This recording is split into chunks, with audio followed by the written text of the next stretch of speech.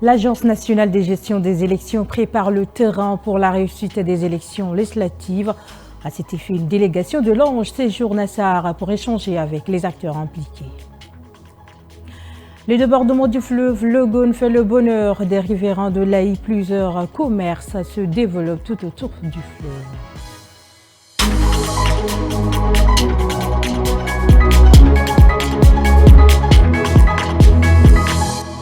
Bonjour à tous. Une mission de l'Agence nationale de gestion des élections est à Sar, chef-lieu de la province du Moïchari, dans le cadre des préparatifs des élections à venir. La délégation a échangé avec les autorités administratives et locales SSI pour garantir la transparence des élections. Farel Brian Dokola. Durant leur mission, les représentants de l'Agence nationale de gestion des élections, l'ANGE, ont multiplié les échanges avec les autorités administratives et sécuritaires de la région du Moyen-Chari, ainsi qu'avec les chefs traditionnels. L'objectif est de renforcer la collaboration entre les différents acteurs pour assurer une organisation transparente et sécurisée du processus électoral. Réussir l'organisation du scrutin couplé dans la province du Moyen-Chari est un grand défi à relever par vous et les démembrements de l'Ange provincial. Il y ait un contact régulier entre vous, les autorités administratives, sécuritaires et militaires, et les démembrements provinciaux et départementaux de l'Ange pour une bonne organisation sécuritaire et stable du scrutin. Le gouverneur de la province, Abdraman Ahmad Barkou, a rappelé que la mission de l'Ange incarne la volonté des autorités nationales de garantir un processus électoral inclusif et participatif. Il a également évoqué les défis rencontrés lors des élections présidentielles passées. Nous voulons éviter des erreurs. Donc il faut qu'il y ait une formation de qualité. Et aussi il faut qu'il y ait une collaboration entre les responsables de l'Ange et les chefs traditionnels, et aussi chefs unités administratives et services de sécurité. Il faut qu'il y ait une collaboration. Les échanges ont également inclus des représentants des partis politiques locaux et de la société civile. Ils ont fait part de leurs préoccupations, notamment sur les conditions de sécurité dans les zones rurales, la logistique électorale et la participation citoyenne. Des attentes fortes pour un scrutin à venir dans de bonnes conditions. Les autorités locales et les membres de l'Ange espèrent que ces discussions permettront de mettre en place un cadre électoral solide pour les élections de décembre prochain. L'Organisation des Nations Unies pour l'alimentation et l'agriculture a lancé le projet de renforcement de la résilience des ménages exposés aux inondations fluviales dans la ville de N'Djamena. Des vivres ont été remis aux ménages du 7e et 9e arrondissement touchés par les inondations. Le compte-rendu de Gambi Daniel et Bonaventure. L'initiative a démarré dans le 7e arrondissement, à la maison de jeunes de Chagua, avant de se poursuivre à Toukra, dans le 9e arrondissement. Ce projet est financé par le Fonds central d'intervention pour les urgences humanitaires des Nations Unies, le CERF, à travers le Bureau de la coordination des affaires humanitaires au Tchad, OCHA. Son objectif est d'aider les ménages à prendre les mesures nécessaires et à développer des actions d'anticipation pour renforcer la résilience des populations exposées au risque d'inondation. Les actions consisteront à mettre à la disposition de ces ménages des petits matériels pour les travaux de construction de digues et diguettes, de protection des surfaces rizicoles, maraîchères et de drainage des eaux. Des fûts et des sacs ont été distribués dans le cadre de ce projet. Le maire, deuxième adjoint du 7e arrondissement, s'est montré reconnaissant pour cette action.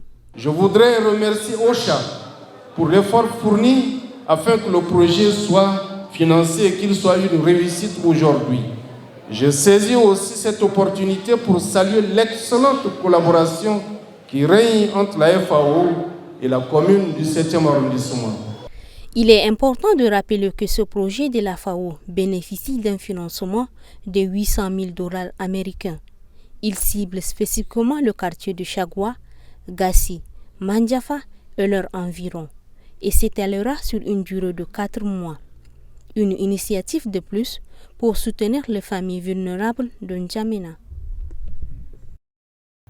Rendons-nous dans nos provinces à présent. La montée du fleuve Logone à la chef-lieu de la province de la Tandilé et ses corollaires inquiètent une frange de la population d'un côté, tandis que de l'autre, ces débordements constituent un jackpot pour les riverains. Des activités génératrices de revenus se créent tout autour du fleuve. Dono Emmanuel et Habibangine. Le fleuve Logone a quitté son lit.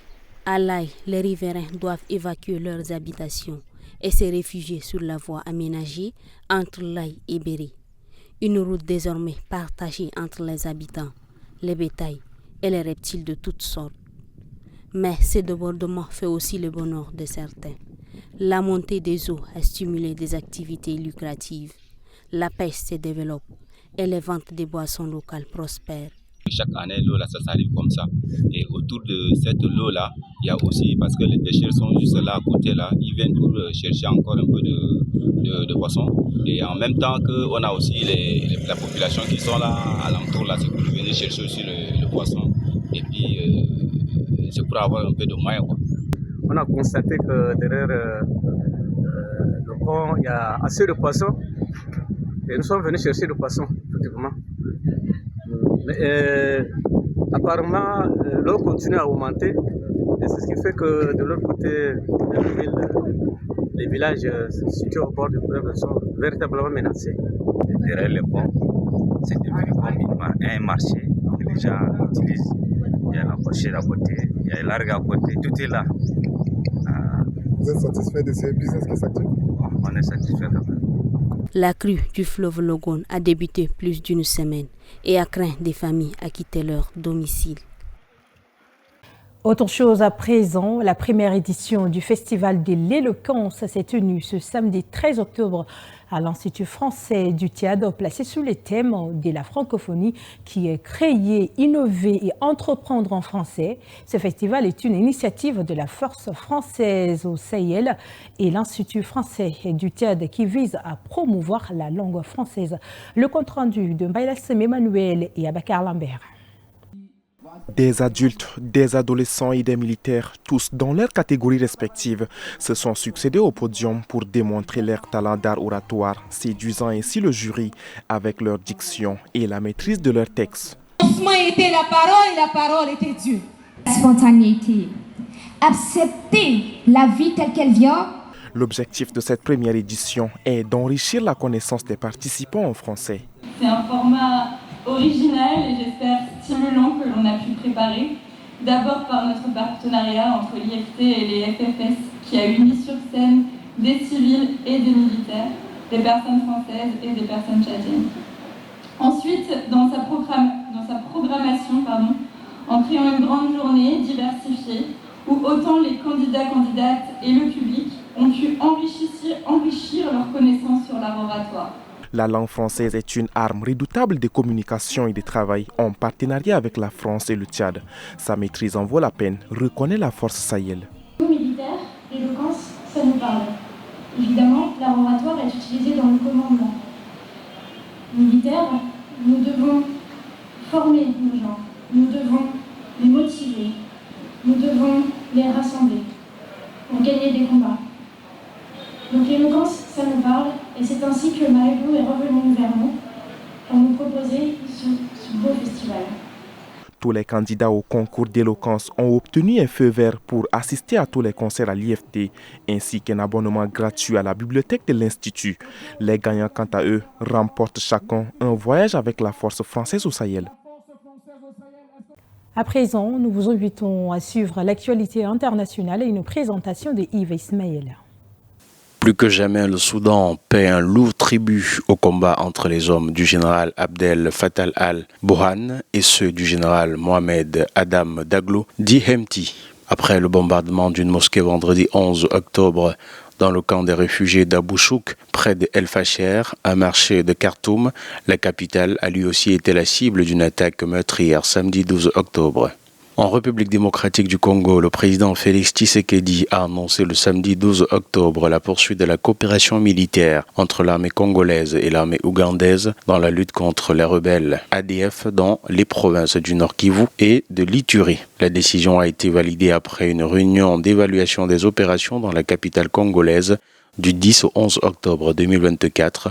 Entre les chefs d'état-major des forces armées congolaises et ougandaises. L'annonce de la poursuite de cette coopération militaire intervient alors que l'Ouganda est accusé par la société civile de soutenir la rebelle du M23. Le procureur adjoint de la Cour pénale internationale, Madiaye Niang, assure que les enquêtes sur les crimes commis en Côte d'Ivoire suite aux violences post-électorales perpétrées entre décembre 2010 et fin mai 2011 sont toujours en cours.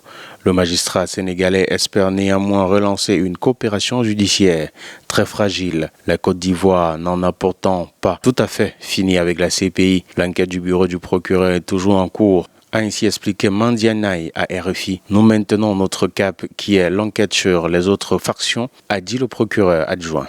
Et c'est tout pour cette édition. Mesdames, Messieurs, merci de l'avoir suivi. Le programme continue sur Tadamfo TV.